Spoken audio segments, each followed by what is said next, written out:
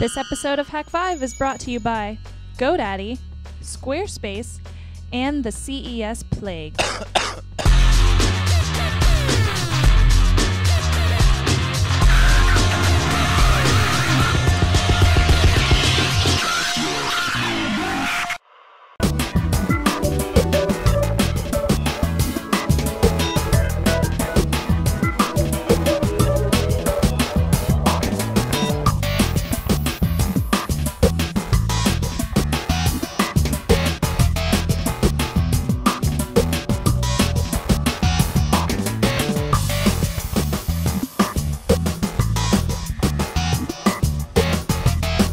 Asus introduced their Bamboo series of notebooks and accessories. This Bamboo 11-inch sports an Intel Core 2 Duo U7600 processor, Intel GMA X3100 graphics, up to 4GB of DDR2 667, an 11-inch 1366x768 LED backlit display, DVD drive, VGA webcam, and 2.75 pounds with a 3-cell battery.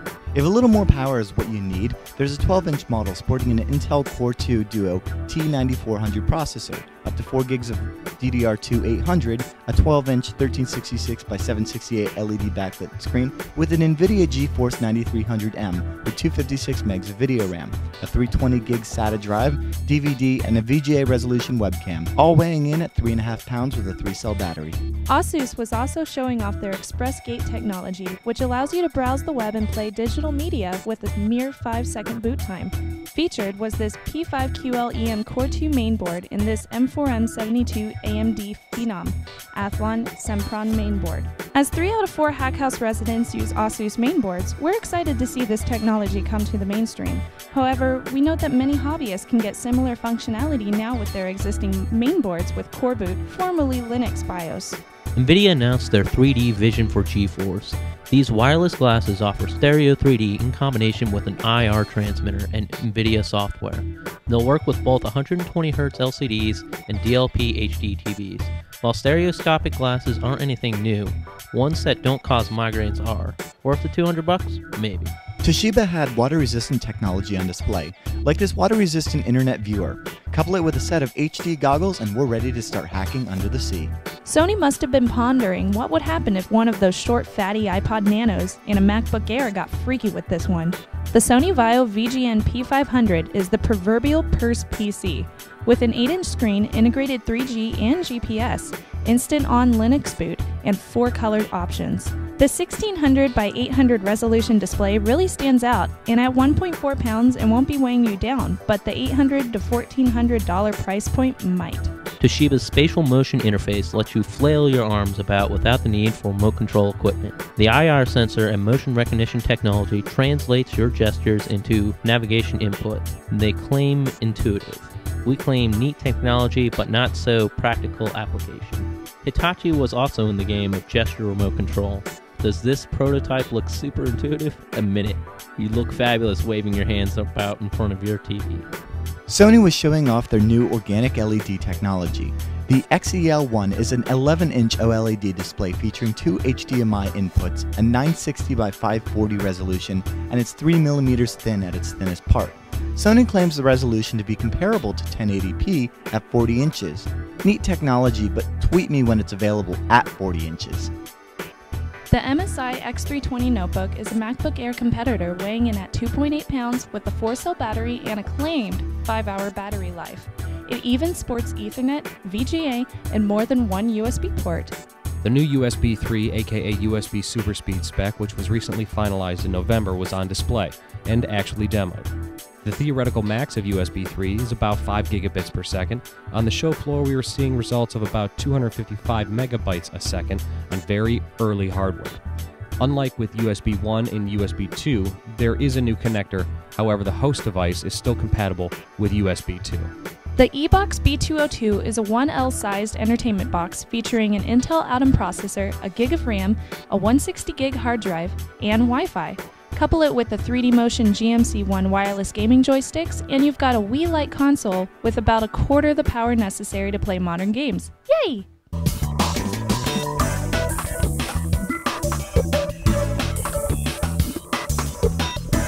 If you want want to make an impact online, GoDaddy.com has what you need. .com names as low as $1.99, plus world-class hosting, fast and easy website builders, and much more. And as a viewer of Hak5, you can use code Hak5 for $10 off a $40 order or more. Some restrictions apply. See the website for details and get your piece of the internet at GoDaddy.com.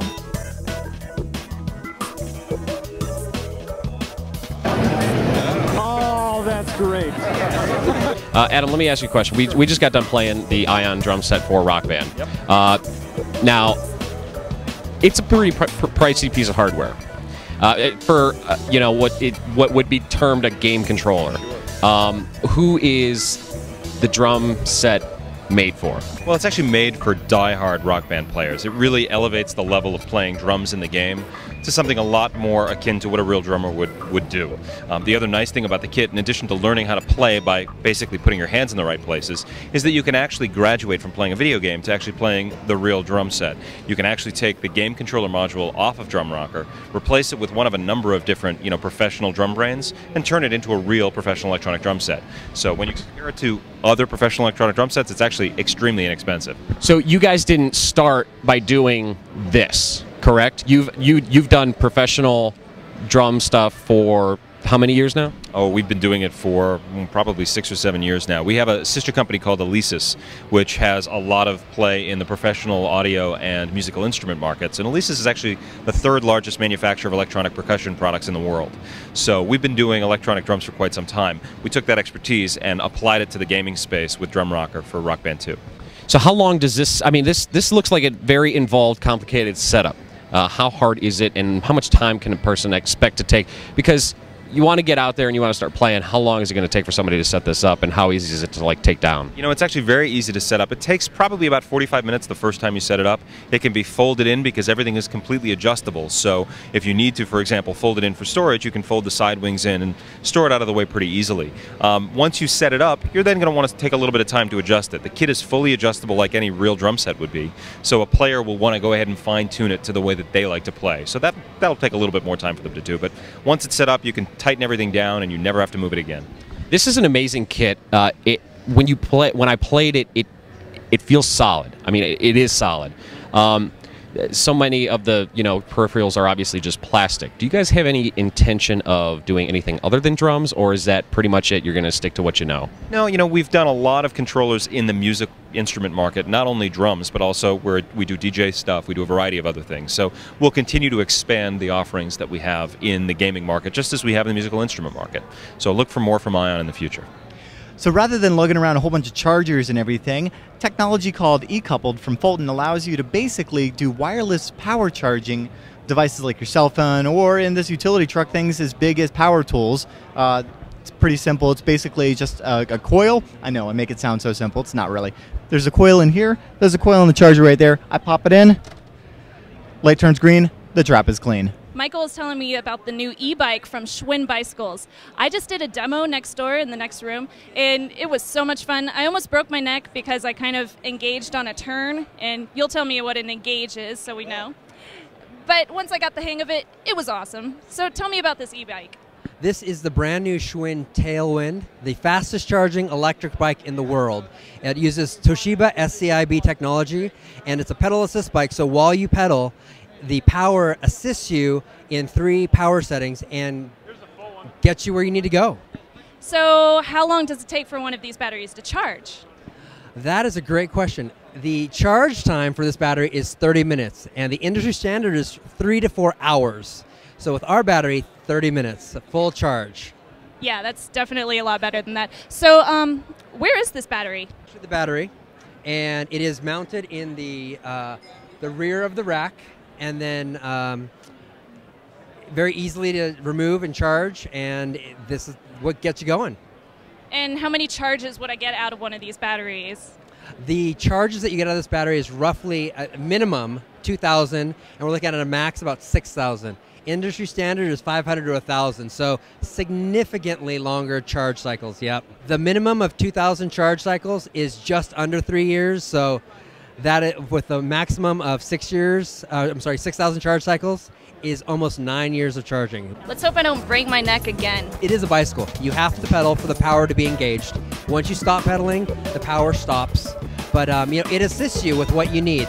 If you need to get up a hill, if you're tired at the end of a ride, with 3 adjustable power settings, it really gives you the power that you need, your personal need, to assist you on your ride. Okay, so last thing, is it available right now? It is available. It's currently available, and we're shipping to authorized Schwinn dealers in the U.S. And how much is it? It is $3,200. Ooh. Squarespace is a web host offering a unique approach to content management systems.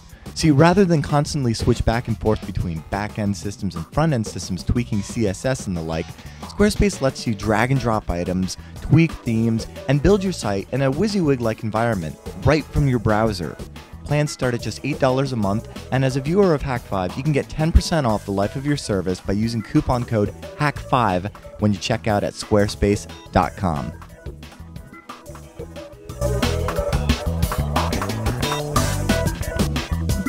You made a very interesting observation on the way Paul plays the drums. What is Paul doing wrong? Well, I don't know if I'd say he's doing it wrong, but he's actually using his left foot to play kick drum while he's playing the rest of the kit right-handed. So it's kind of a unique approach, kind of a Hendrix-esque approach to playing drums. Damn it, he had to go with a cool analogy. Fuck. All right, so I'm here with Avner, the founder, creator of Boxee. I love you, dog. Avner, we've covered Boxee before on the show. We loved it. Our users absolutely loved it. What are some of the other things that you guys are bringing to the Boxee application? So not just Hulu, but Netflix, MTV, Juice, the BBC iPlayer, CBS, Comedy Central. So a bunch of content sources for our users. And the goal is to try and bring as much as possible so Boxee becomes a real alternative for cable.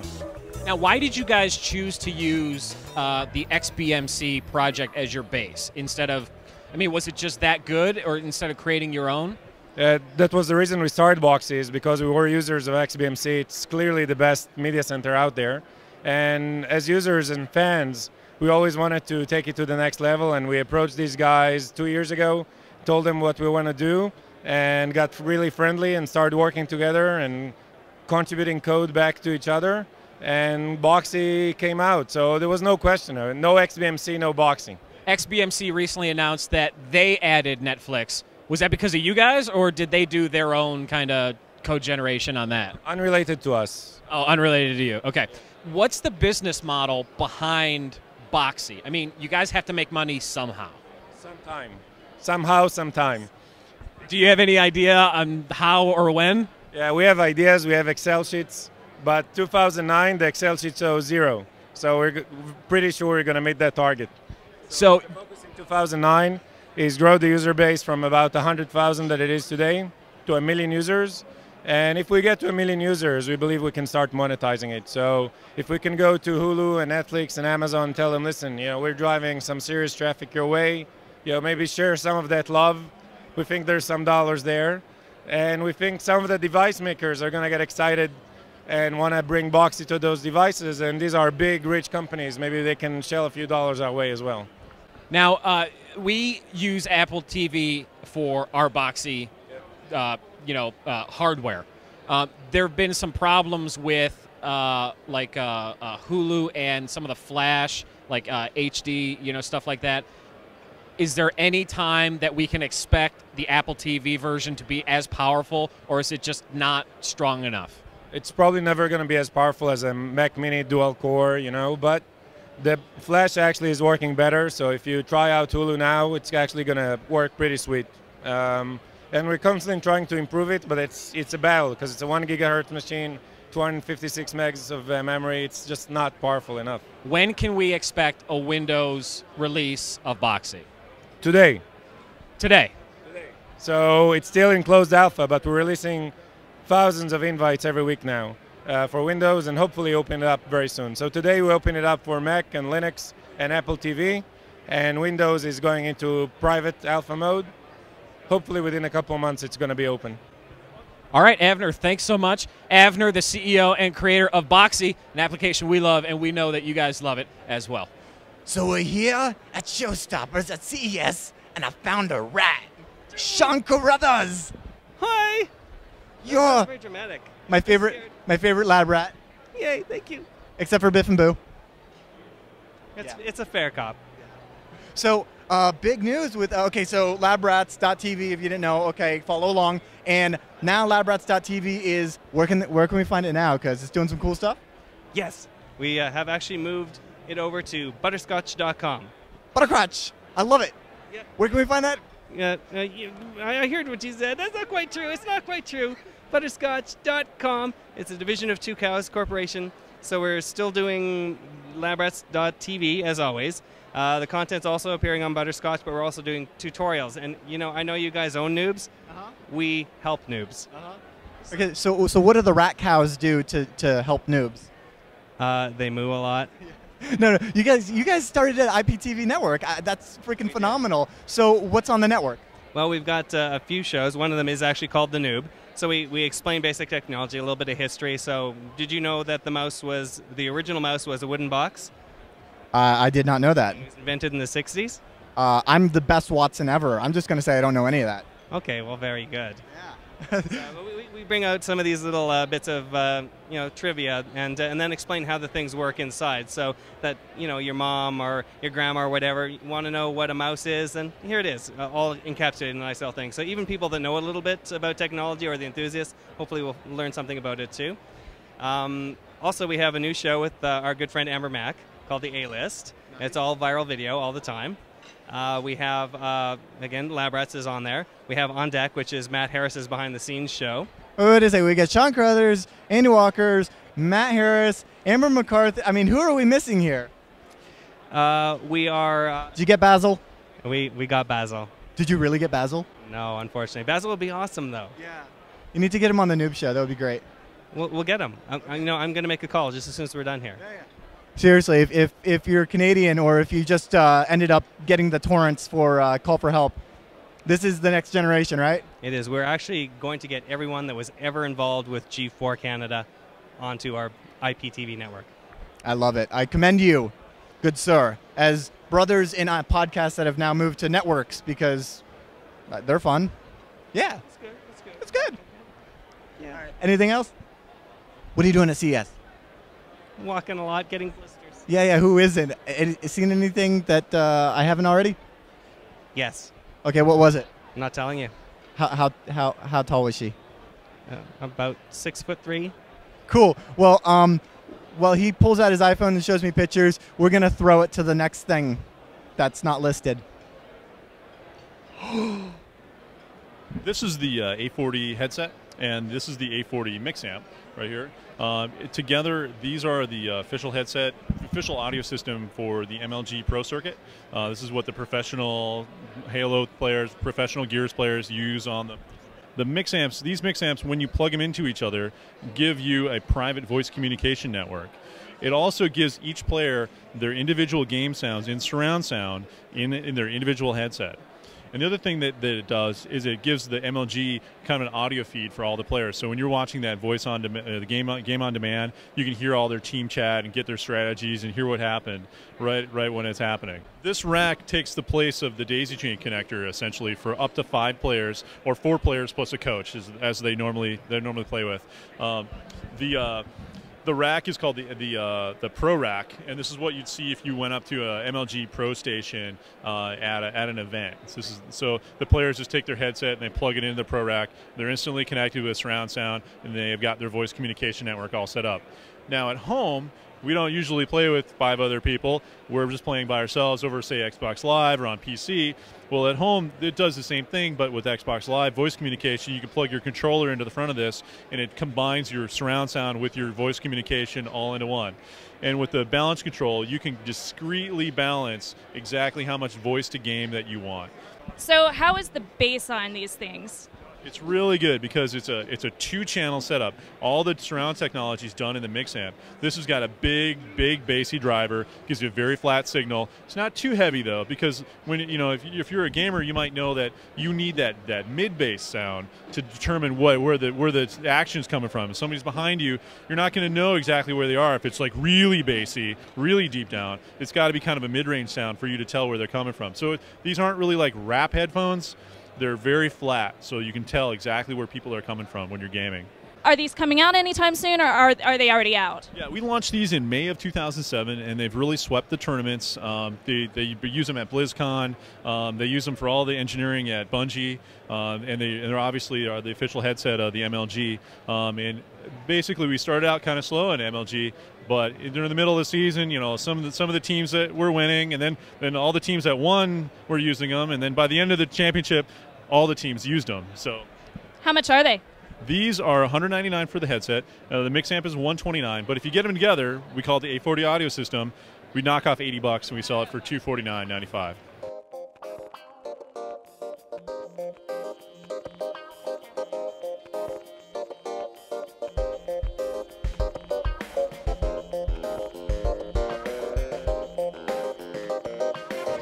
So, Snubs, what do you think of the Intel booth? I love it. This is awesome. There's so many video games here. Maybe you want to see the rest of CES? Do I have to? Just let me kill one more guy. Just one more headshot, please. This might take a while.